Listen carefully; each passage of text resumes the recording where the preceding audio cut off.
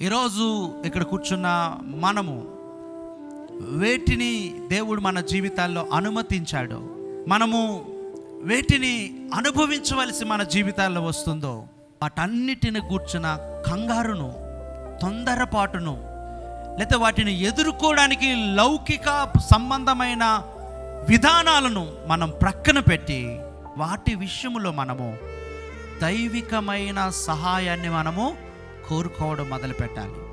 వాటి విషయంలో దేవుని జ్ఞానాన్ని మనము సంపాదించుకోవడం మొదలుపెట్టాలి.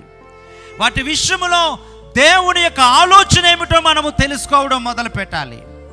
విషయంలో దేవుని ప్రణాళిక ఏమిటో మనము తెలుసుకోవడం మొదలుపెట్టినప్పుడు ప్రియమైన బిడ్డలారా, అవన్నీ మన జీవితాల్లో గొప్ప ప్రయోజనకరంగా మారిపోతాయి.